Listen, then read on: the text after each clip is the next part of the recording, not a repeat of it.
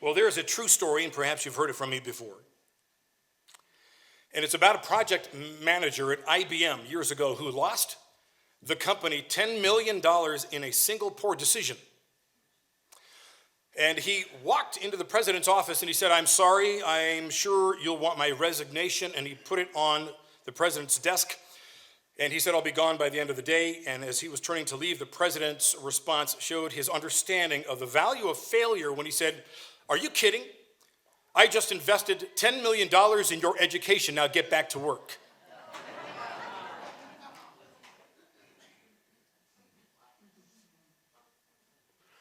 This morning, we're going to see how one man gave another man a much-needed second chance. And I trust that as many of you own Bibles brought one. And I invite you to turn to the 15th chapter of Acts. We've been studying the book of Acts, fifth book in your New Testament. We've been studying it verse by verse. That's what we do here.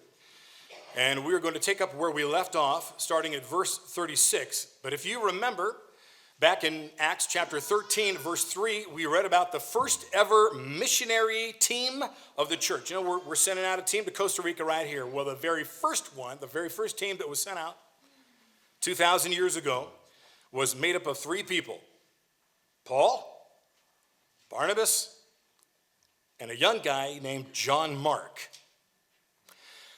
Who was John Mark? He was Barnabas's cousin, the youngest of the trio. But by the 13th verse, we read that John Mark appears to have had enough of the mission field, and he goes, "I'm out of here." And he goes back to Jerusalem. And it happens just after this demon-possessed sorcerer called Elimas shows up, and he's coming against this team of three. And Paul, if you remember this, he calls down blindness. Like he says, "May you be blind and grope around." And he says this, and with the power of God flowing through him, this sorcerer literally goes blind. That weirded out John Mark. He goes, "I'm not ready for this. I just thought not what I signed up for. You know, thought we were going to Costa Rica with a day at the beach and all that." And so he sparks. Chapter 15, verse 36 says, "After some days, Paul said to Barnabas, 'Come, let us return and visit the believers in every city where we proclaim the word of the Lord and see how they're doing.'" He just wants to backtrack. Let's go back over those towns, the places we've been, the places where we already shared the good news of Jesus, where people became Christians, and you might say they started little churches, little church families. Verse 37, Barnabas, he wanted to take with them John, called Mark. But Paul decided not to take with them one who had deserted them in Pamphylia and had not accompanied them in the work. The disagreement became so sharp that they parted company. Barnabas took Mark with him and sailed away to Cyprus. Paul chose Silas and set out, and the believers commended him to the grace of the Lord, and he went throughout Syria, Cilicia, strengthening the churches. There's a lot in there. Verse 37, we see that Barnabas, in his customary encouraging fashion, he wants to give young John Mark a second chance and take the guy with him on this second journey. But it's verse 38 where we read that Paul flat out refuses, right? It says, "But Paul decided not to take with him the one that deserted them." In the original language, Paul saw it fit that John Mark should not go. He didn't want a missionary dropout to tag along again. To Paul, this young guy didn't measure up the first time and probably is not going to do any better the second time. And in verse 39, the disagreement became so sharp, it says, that they parted company. Now, I can't help but read between the lines, and I wonder how each of them defended their position. What did Paul say? What did Barnabas say? And the first thing that I imagine is Barnabas reminding Paul about his past and how when no one would trust him, if you remember in chapter 9, verse 27, Barnabas took Paul by the hand. I'm sure Barnabas is saying, "Buddy, remember the second chance I extended to you? You trusted me with your life. How about my cousin? Right? I took you by the hand and I brought you to Jerusalem personally to the apostles to tell them give this guy a chance. He's changed. He's not the murderer of Christians anymore. He's now one of us. I could also imagine Barnabas reminding Paul what they had just gone through, which we've been studying over the past couple of weeks here in chapter 15, that he and Paul had just fought side by side against the Judaizers to make sure the Gentiles were fully accepted into the family of God by God's grace and without stipulations, without having to prove themselves and not being rejected because of their past. And that victory in Jerusalem for Paul over the critical attitudes of the Judaizers was followed by an apparent inconsistency in his own attitude towards John Mark. I wonder if it was a personal thing for him. How wise was it of that president of IBM to keep that employee on the payroll? He could have done, as perhaps most companies would have done, and that is to fire the guy and then hire somebody new. But there's no guarantee that somebody new would not make the same mistake and end up costing the company another $10 million. There's perhaps a greater guarantee that the one who failed has learned and will not fail in the same way again than a guarantee that a new person will never fail because they haven't failed yet. Don't you hate when somebody writes you off because you failed and they refuse to give you a second chance? Even though you might beg, please just give me another chance. No, I don't trust you. You're just going to screw up again. They say there's no dog as loyal than the one you rescue from the pound. They have a very real awareness that you have rescued them. And as we see throughout Scripture, God purposefully redeems strays. And those strays become his most faithful, useful servants. Abraham, Moses, Nebuchadnezzar, Jonah, Paul, Peter, Mary Magdalene.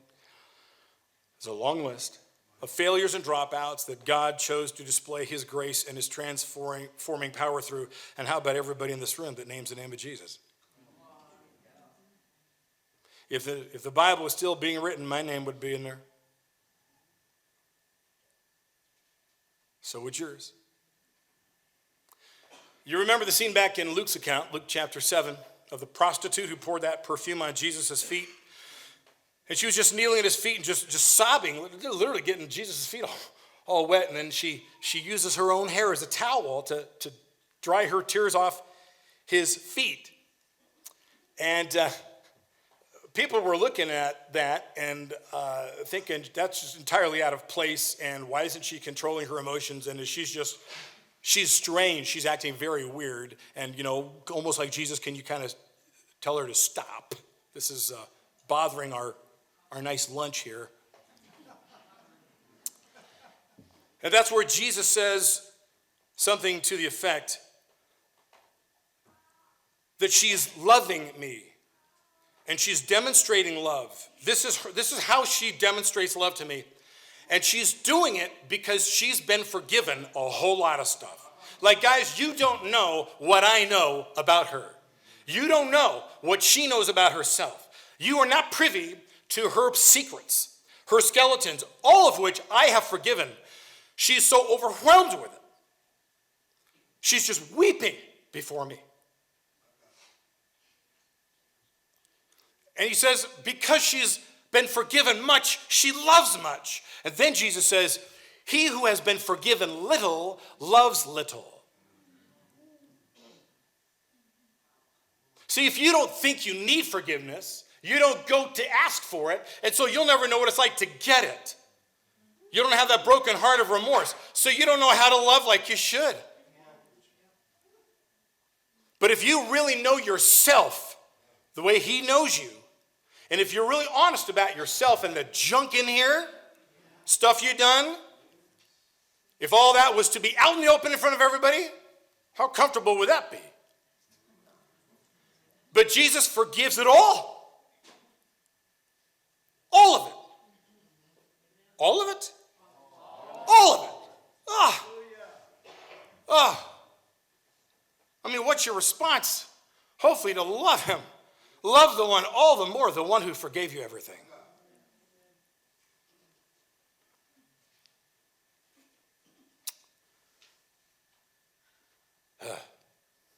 Barnabas, he was convinced that John Mark would rise to the occasion and prove himself more loyal than ever if given a second chance. Don't you love people like that in your life? Barnabas was going to see John Mark succeed no matter the cost, even if it meant a split in his and Paul's relationship. Wow! Now think about that. Barnabas is looking at this young guy. And by the way, we've got some Young Life workers here, I understand, this morning. They work with Young Life. Love Young Life, okay? Justin, our bass player, works with them. Casey used to. Just phenomenal. I used to work with Young Life. Love it. And that's a world of giving younger folks a second chance, you might say. And it's amazing how many kids who go to Young Life, that's where they find another chance at being accepted just the way they are, loved just the way they are. And they meet the Jesus that allows that and wants that. And then the change of life begins. So thank you guys for what you do.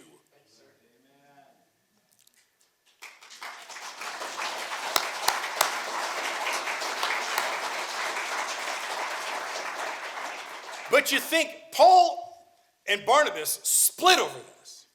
Barnabas is so convinced that this young guy needs another chance because he, unlike Barnabas and Paul, he's still young. He's got a lot of years to go. And what happens next may define what John Mark thinks about himself and what is possible, and even what God thinks. See, we often, our impression of what God, how he sees us and how he works with us is usually gained, or we arrive at that by how other Christians treat us. So if Christians are loving and we come around you and give you a second chance, you're apt to believe, well, that's how God works in my life and what he wants to do. He's behind this. But if all you hear is no and you're a failure, you're going to transfer that in your understanding of who God is.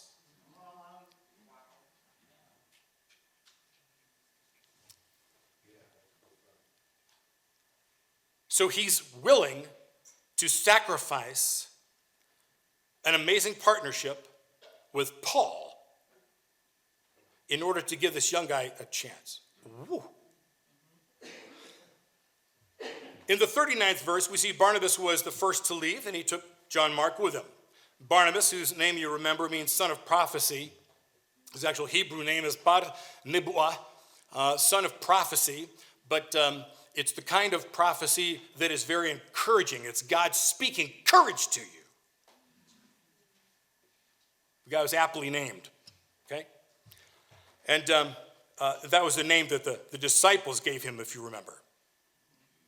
They gave that to Barnabas.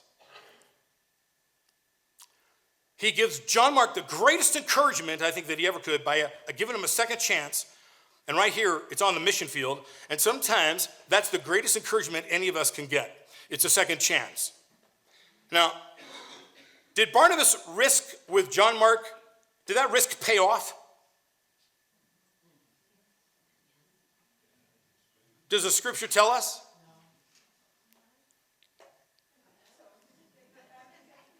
Let's keep going.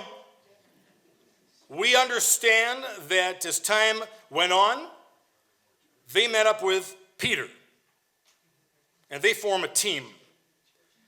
And I'm sure Peter asked, hey, where's Paul? You know, where'd he go? And I'm sure Peter heard about John Mark's past, his dropping out, and Paul's insistence then not to trust the guy. That's why they're not together. But why did the great apostle Peter have compassion on John Mark, the dropout? Because he saw himself, I believe, in that young man. A younger Peter split when the going got tough. On the night Jesus was arrested, 3 times Peter was asked if he was one of the men who was with Jesus. Or, weren't you one of those disciples of Jesus? All 3 times he answered in the negative, even with cuss words, it says. A 3rd time he goes, I don't blankety blank know the guy. Because he's scared. Peter's scared. And I want you to think about the resurrection story as told in Mark's gospel, chapter 16, verse 7. It says that Mary shows up at the empty tomb, and an angel tells Mary, go tell the disciples and Peter. Go tell the disciples and Peter. Tell them that Jesus is going on ahead of them, and he will meet them in Galilee. Now, I want you to notice that the one who failed most miserably a few days earlier was specifically named. The angels says, tell the disciples and Peter. So that Peter would know that Jesus hadn't rejected him, even after he denied knowing Jesus 3 times. So that Peter would know that he's already been forgiven. He's still considered part of the team. What do you think Peter was thinking when Mary came back and said, listen, I saw this angel, the tomb's empty, and this angel said to tell all of you, but specifically you, Peter.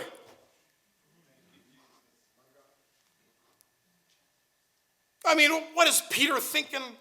What would you be like if you would have denied knowing Jesus? What condition would you be in?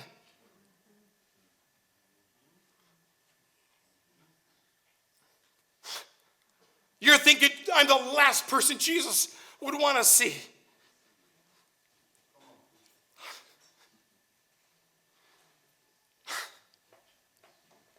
You know, God does everything on purpose. I mean, no wonder he has his angel say, and Peter, because I know how he's feeling. I bet you he was as suicidal as Judas. But he didn't have the courage to take his own life. Whew.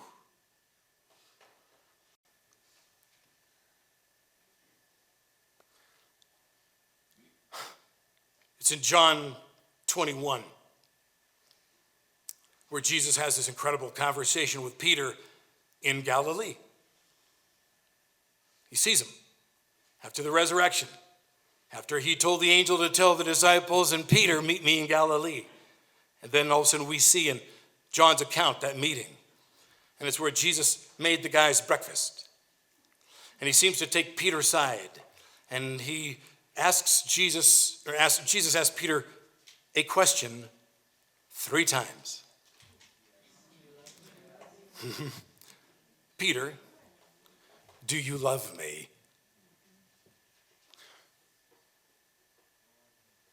And you know what Peter says? Jesus, yes, I love you. He asks him again. Yes, Jesus, I love you. He asks again, Peter, do you love me? Jesus, you know I do. You know, why did he do that? Jesus gave Peter the most important thing Peter needed at the moment, and that was 3 chances to replace his 3 denials and express what he really did feel outside of the context of fear. Peter needed to hear himself and say it right in front of the one he denied.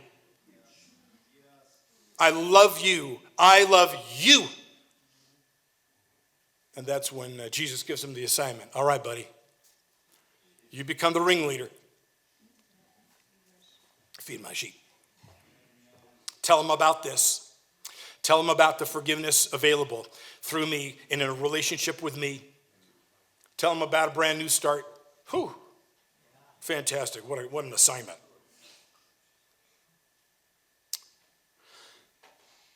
You know, Peter, unlike Paul,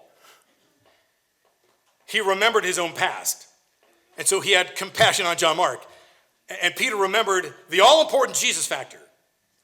Peter didn't have faith in John Mark as much as he had faith in Jesus to redeem a failure like John Mark and himself. Right?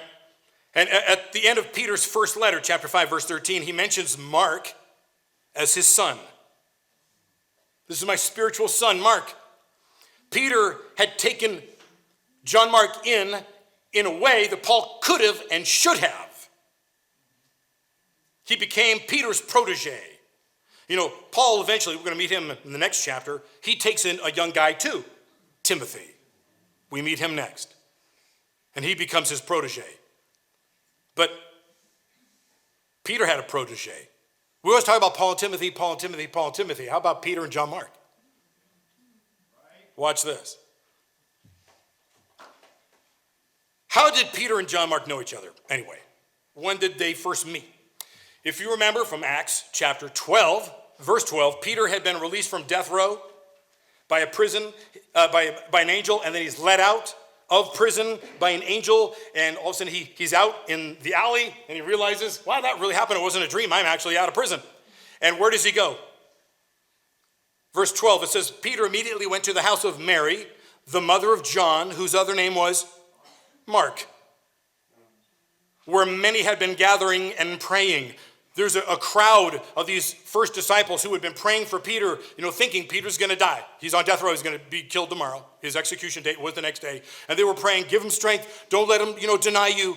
They didn't really realize God's intent was to release Peter and get him out. But Peter comes to Mary's house. Mary, a very common name. Again, you see a whole bunch of Marys. This is not Mary, the mother of Jesus, or Mary Magdalene.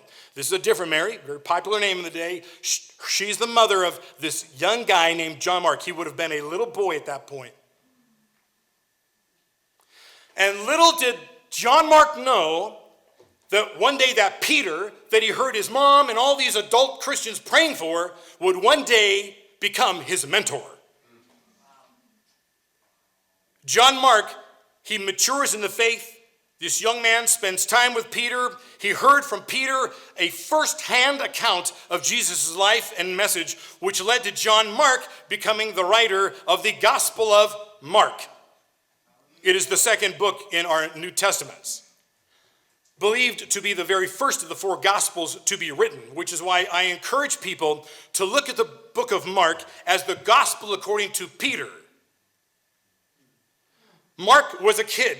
He was not right there in the front row. He did not have the backstage pass the disciples did and Peter did to all that happened with Jesus.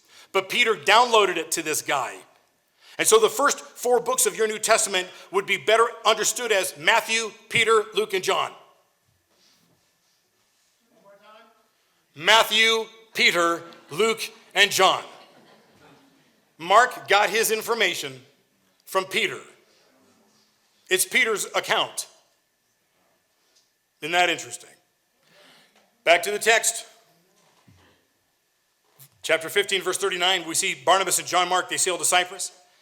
That was their first stop in that first missionary journey, back in chapter 13, verse 4. So I don't want you to miss the significance of that.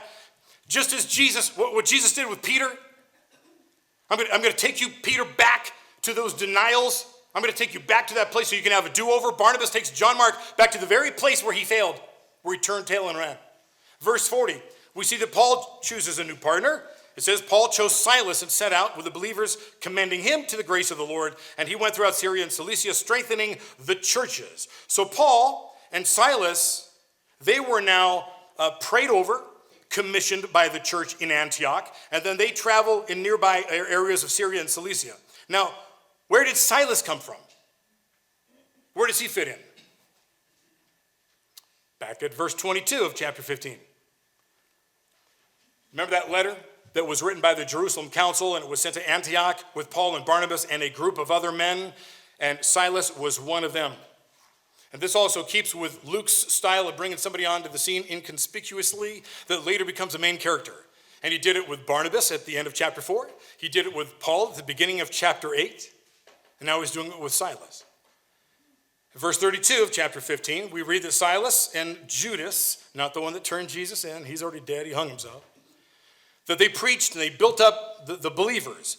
And at one point, the rest of the group, it says, went back. However, verse 32, we read this. It says, it seemed good to Silas to remain there. Isn't that interesting?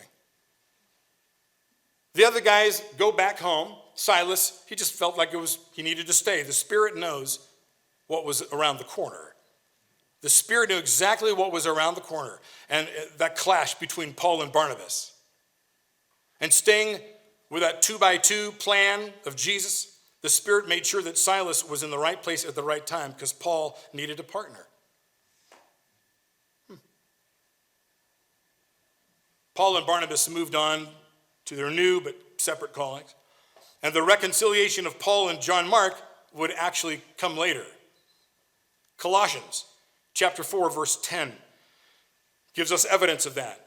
Because when Paul was in prison in Rome, who was with him? John Mark. The great apostle, Paul, commends him to the church in Colossae. This guy that I said, I'd never keep going with him, Barnabas, later, and he takes off. He later on finds out that John Mark actually turned out to be quite useful.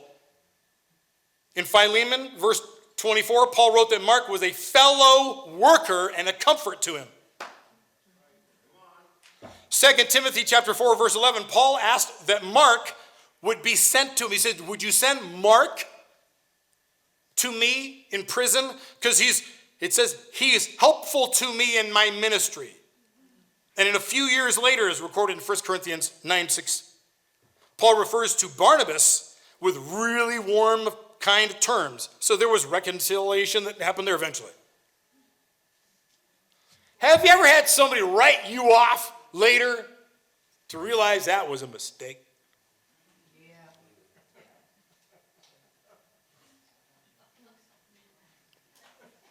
They dismiss you. You're no good. You might have left with your tail between your legs. But just because somebody says that doesn't mean God's saying that. And God has a word for you. He says, I'm not done with you yet. Look at the list. I want to remind you, Matthew's account, that very first chapter, the genealogy, it says that Jesus, look at the screw-ups. That's all there is. And it's murderers and adulterers and thieves and liars. What? Yeah. Jesus redeems that whole thing. There's not a sin he can't forgive. There's not a loser that he can't use. That's my story. Is that your story? Or you still think y'all that in a bag of chips? That's Tony's line, I think. Did I steal that from you?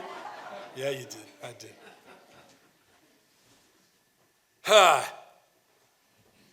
You know, Luke, who's writing Acts, he allowed us to see the humanity of two men that he admired a lot. Because at one point, Luke, you're going to watch the shift in Acts. He goes from telling a story, they, and then they did this, and then he says, we. I'll show it to you when we get there. And that's the moment Luke actually jumped in. He joined the team with Paul and became Paul's personal physician. But Luke loved these guys. Loved Paul, loved Barnabas. Worked with them both. And maybe you're feeling a measure of relief right now that the two of the greatest men in church history were not totally unlike you. They were flesh and blood. They just won this battle for faith and unconditional love for the Gentiles, but they cut each other off. They saw no solution but to part ways. Was it Paul's fault? I said fart. Can you edit that, Tony, in the video? Was that awesome or what? Was it Paul's fault? You could all go home and call somebody. Guess what Pastor said today? Was it Barnabas' fault? No, it was both. It was a clash of wills. Boy, I'm going to give you a moment to get over that.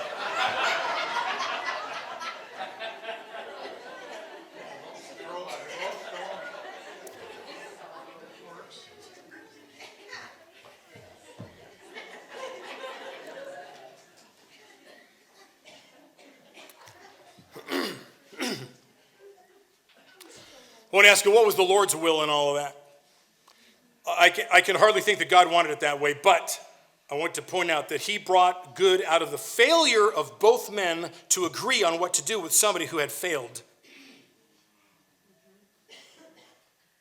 It's amazing.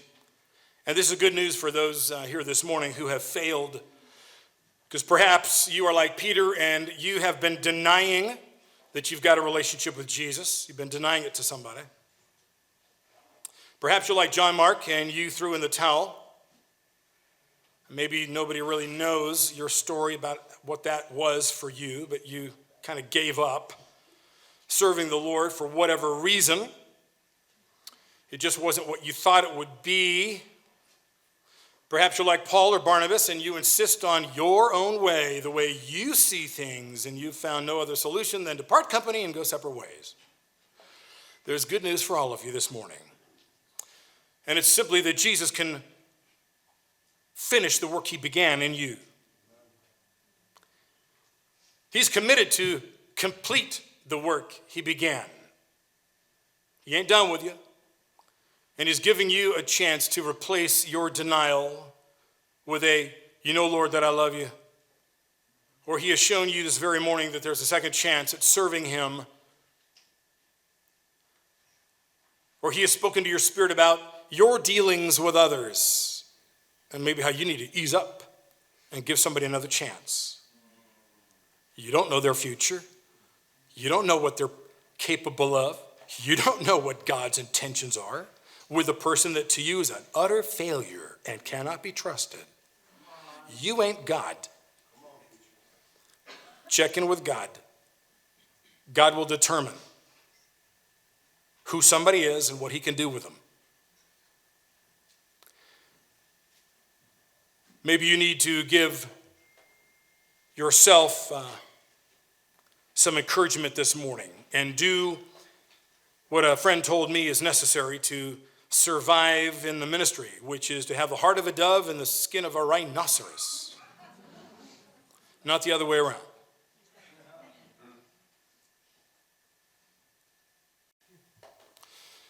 Would you bow your head? Would you pray with me? Father, would you help us keep a posture of brokenness before you in remembering always that we are all like John Mark. Oh, we're failures at best. And that you owe us nothing. But you're so good to us. Your grace is just more than we can even comprehend, and we're so grateful for it. So we thank you for second chances and for the opportunity to experience your grace and to extend your grace to others.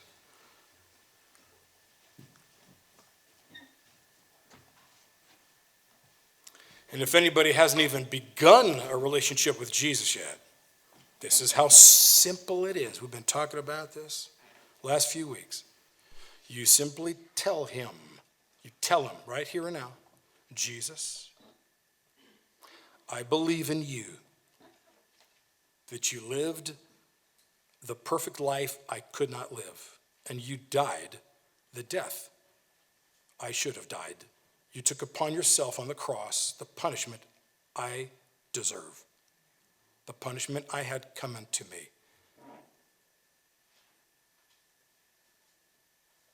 And I thank you for your love and your forgiveness. I receive it. I receive it right now. Amen. And if anybody prayed that little thing right there for the first time, you talk to me before you leave, okay? Got another song to sing?